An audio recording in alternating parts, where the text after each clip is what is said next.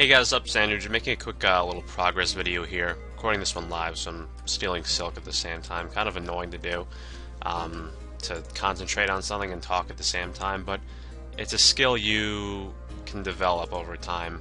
You know, I don't think I'm ever going to be perfect at it. Am I getting attacked? No. When someone else gets caught by the guards, they get attacked. This is a decent money-making method because it's guaranteed. Basically, you go here and you steal silk from the stall until you have plenty, and then you go sell it back to the silk seller on the other side for about 1.7k per inventory. And since you're selling it to an NPC, it's guaranteed, so it's a lot easier than having to say go fishing and then spend an hour at Varrock Bank saying selling lobs 100 each. I'm getting 35 thieving soon, so I'll be able to steal the fur on the other side on the southern side of the marketplace here, which should be a little bit better money. I'm not sure. It could be worse. I don't know, but a lot of people seem to be doing that now, and I've seen some guide videos about that. Take a break here.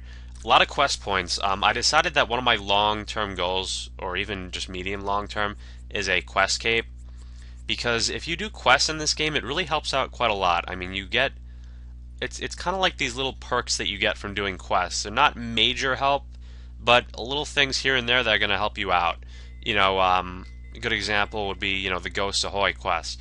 You do that and you get a nice little bit of prayer XP, but you can also access Port Fatismus, or however you pronounce it, for free, which is nice. And you also get the Ectophile, which is a one-click teleport, which is free. Very helpful. Grand Tree, you get different teleports. Not going to go through all these, but it's worth doing pretty much any quest. People come in my friend chat and ask, hey, is it worth doing, animal magnetism? Well, yeah, of course it is. There's no quest that's not worth doing. And what I like to do is I go on RuneScape Wiki, or the new 2007 RuneScape Wiki, and I look up the quest experience rewards. And so, say I'm trying to train prayer, I'll go and find quests that have prayer XP as a reward. For example, Mountain Daughter was one of them. And also, I can't remember any others right now off the top of my head. But, there's plenty of quests that give prayer XP. That's actually going to bother me if I can't figure this out. Here we go, Making History. That one gave a little bit of prayer XP. So, a lot of people just rush to high-level quests, which is not a good idea, because you can do lower-level quests and get your combat stats up a bit, and then that'll make the other quests easier. Some people are trying to do, Monkey Madness with 10 prayer and 20 HP. Well, you can do, Witch's House, and that'll get you some HP XP, and then you can do Ghost Ahoy, Restless Ghost, that'll get your prayer up a little bit, and then you can get that to 43, and then you do Monkey Madness anyway, and it's a lot easier, and it actually saves you time. So yeah, it would be quicker now if I just went and did Monkey Madness. I'd be done in 2 hours or so. But if I spend 2 hours doing other quests, then I spend 2 hours doing Monkey Madness, that'll save me more time in the long run, because I'm not going around burying dragon bones trying to get 43 prayer first. So, I mean, you get my point. It's worth doing quests, and I'm going to try to do all these. Also, I want to do the Great Brain Robbery eventually, because that gives you the Barrel Chest Anchor, which is probably the second best melee weapon in the game. Might be around tied with Dragon Scimitar, but very good weapon, gives 100 strength bonus, and it's around the speed of a battle axe, which is a little bit faster than a 2H. So probably the best powerhouse weapon. Darok's Great Axe gives a slightly higher strength bonus, but by itself it's not very good because it's very slow. It's a little bit slower. If you guys want, I can make a video on how the speeds of weapons work in this game. It's not too complicated, but it's, some people don't realize, like what's the speed of a mace or something like that, or a crossbow on accurate. A lot of people don't know that. There's a nice little scale I can show you guys. I did most of the free-to-play quests by now. These are very easy quests, and they give a decent amount of quest points and XP, so I recommend you do those. Shield of Arav, I'm probably just going to ask someone from the friends chat. Usually we can get around, to the point where there's a scroll bar, like 10, 11 people. I just got home from school, so there's not usually a whole lot of people on right now, but at nighttime a lot of people seem to log on, especially on weekends. So I'm probably going to find, this is the two-person quest. I'll probably find someone and have them join the Black Arm Gang. so that shouldn't be a problem. The other thing, I'm doing Fairy Tale Part 1, because if you start Fairy Tale Part 2, you can use the fairy rings, which is very helpful. I also did Lost City, so when I get 60 attack, which Monkey Mantis will give me a good chunk of that, I'll be able to buy and wield dragon weapons, notably the Dragon Dagger, or Poison, the Super Poison rather, the DDS, and the Dragon Longsword.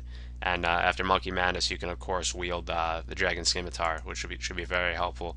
In terms of my bank, it really hasn't changed much. I have new quest items, but it's still the same sort of initiate Rune Longsword sort of deal. In terms of this quest, which I showed you earlier, I'm not complete with it because you need three random items.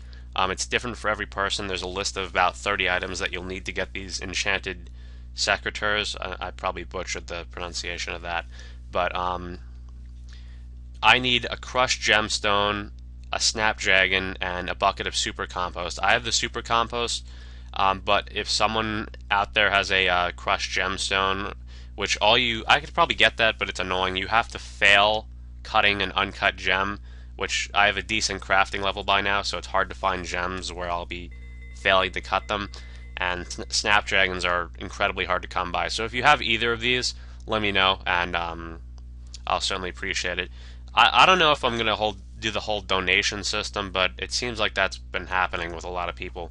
Of course, I'm pretty well off in the main RuneScape, but in this RuneScape, I mean, if you have extra money, I'll take it, but I'm not going to be one of those, donation whores. I know when the whole thing with free trade came back, there was a lot of people, not going to say any names, but people who had like divine spirit shields, and they would still take like 100k donations from people.